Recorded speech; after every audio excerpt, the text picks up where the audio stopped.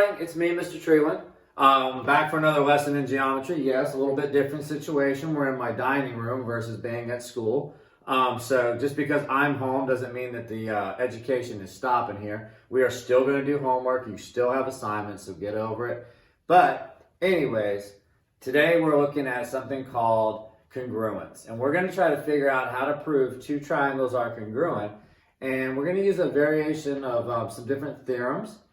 And the first two theorems that we're going to look at today, the first one is called the side angle side. And what it says is that if two sides of a triangle and the angle that holds them together, or the angle that makes those two sides, or keeps those two sides together, is called the included angle. So we're going to be talking about two sides and this thing called the included angle. If those two sides in an included angle are congruent to another two sides in an included angle, then the two triangles are congruent. And the reason this is important is because when we're measuring things, or we're trying to, let's say, designing something like, for example, the roof of your house is a series of about 20 different triangles all put together in a row, and those form the roof of your house.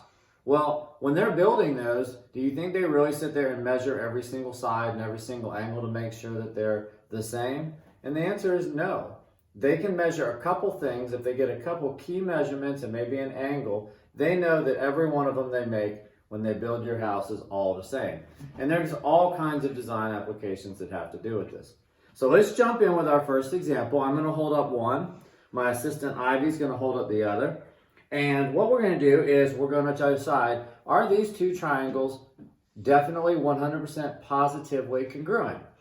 And so the way we're going to do it is we're going to look at some of the information, and then we're going to compare that information and see if we check, if we fulfill the requirements of what's called side angle side. So on my triangle, I see I have a congruent mark at AB that matches the one that she has for XY. Then I see that I have an angle down in the corner, marked B, and I see that my angle B is congruent to her angle Y. And then I see that BC on mine is congruent to her YZ. So if we do this kind of going in a counterclockwise direction of just kind of looking at the information as we go in a circle, kind of going around a triangle, we can see that I have a side followed by an angle and followed by another side. So what I would say in this case is I would write out the information and I would say, all right, well, AB is congruent to XY. Angle B is congruent to angle Y, and then BC is congruent to YZ. So this is a comparison of all the information, and because of that, I can now say the two triangles are congruent. So what I got to do is I got to give them a name. So when we look at it, I can name it anything I want as long as I make my name match her name when it comes to the order. So for example, I think I'm going to call this one CBA. Why do I feel like doing that? Because you guys all say ABC and I want you to know that it doesn't matter. So I'm going to call the triangle CBA,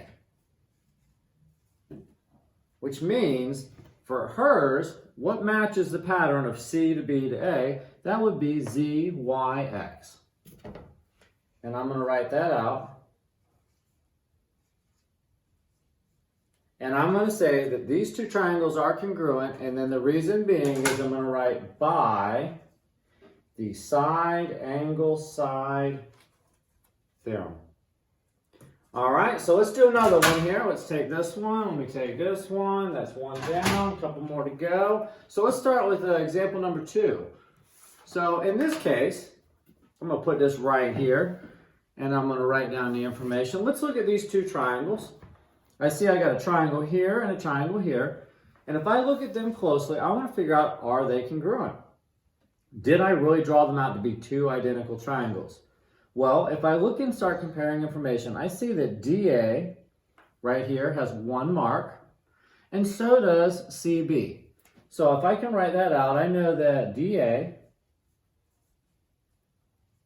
is congruent, and I went from D to A, so I'm going to go from B to C because the one's upside down. They are congruent. I also see that the angle up in the corner here is congruent to that one. So let's name that. Now I can't just call this angle A or angle C because they're being shared. So I'm going to have to give it the 3-letter name.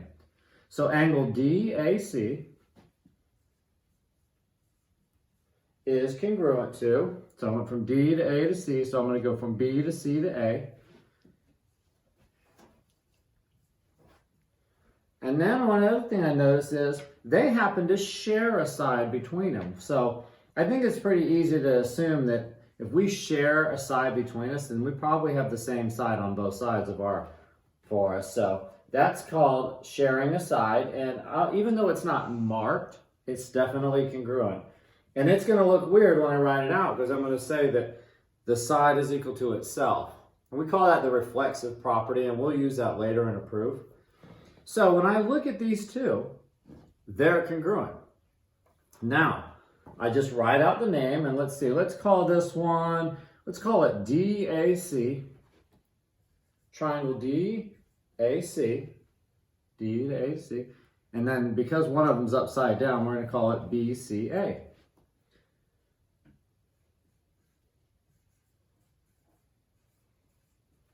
They are congruent. And then what I'm going to say is, well, they're congruent by what rule? And the rule is called, or the theorem is called, the side angle side. It's all right. Okay. So that's called, again, the side angle side. So let me give you a third example of the side angle side. And let's look at this one. This one sometimes can also be confusing, just like the first one. It doesn't have, on the surface, doesn't look like there's 3 pieces of information. And since the rule is called the side angle side, we definitely need 3 pieces, but we don't see 3. So let's take a look at what we do see. I can see that the segment called AC is congruent to the segment called FC. All right, well, that's one thing. I also see that BC is congruent to EC. Now, there's one other thing I didn't notice. I should notice from chapter 1 towards the end there, we learned about something called a vertical angle. When 2 lines intersect, they form a set of congruent angles called vertical angles. And they are right here. Even though they don't mark them, that doesn't mean they're not congruent. They are. And it's right here. So when we look at that, sometimes that there's given information and we don't always notice it. We have to make a kind of think back of some of the other things we learned. So we now know that these angles are congruent. So I got to give them a name. So I think I'm going to call it angle ACB. Follow my pattern now. I said angle ACB. A to C to B. So remember, I started in up here, so that means I'm going to start down here. FCE. And that makes these 2 triangles congruent. They have a side, an angle, and a side. So I'm going to write down their names, and let's call it, this time I'm going to call it BCA. Triangle BCA. And since I started down here, I'm going to have to start up here, ECF.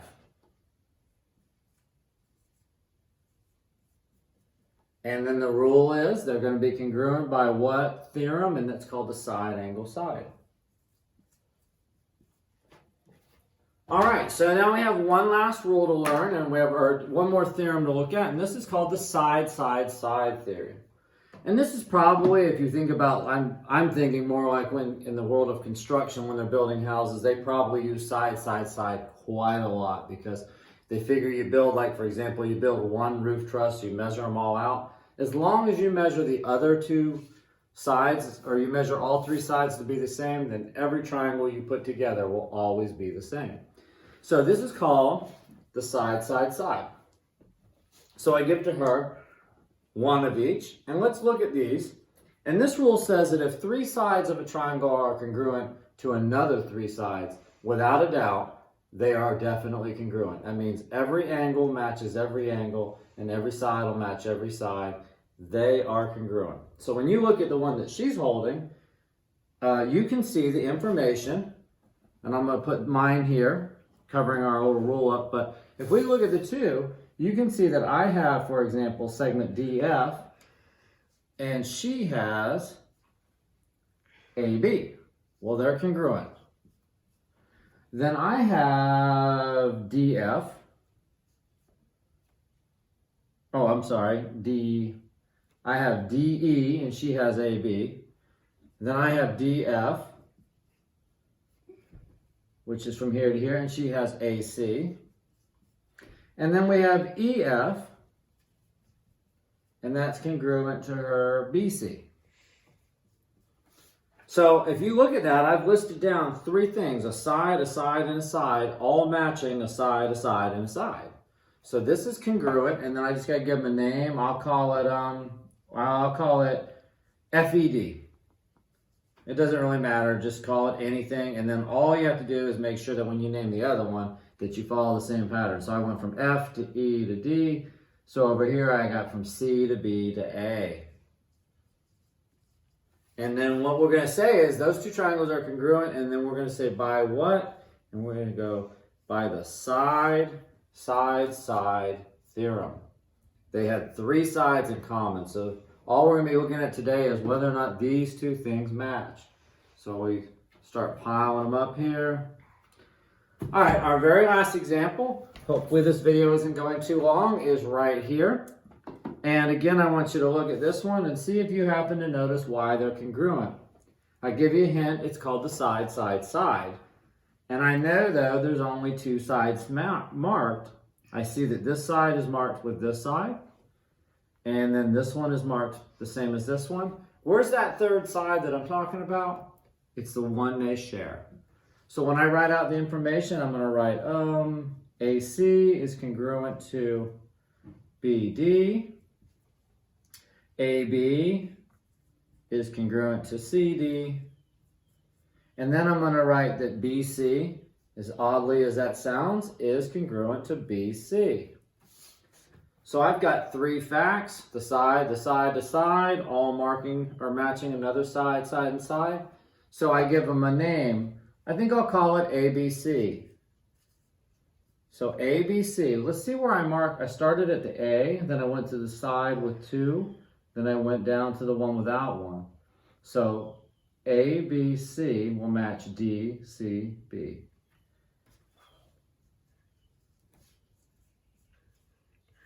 And those 2 triangles, again, are congruent, and they're congruent by what's called the side theorem. So that concludes this video. I hope it summed up what you need to learn for this first section. I miss you guys. I would rather be at school than at home, so hopefully I'll see you very, very soon. Bye, guys.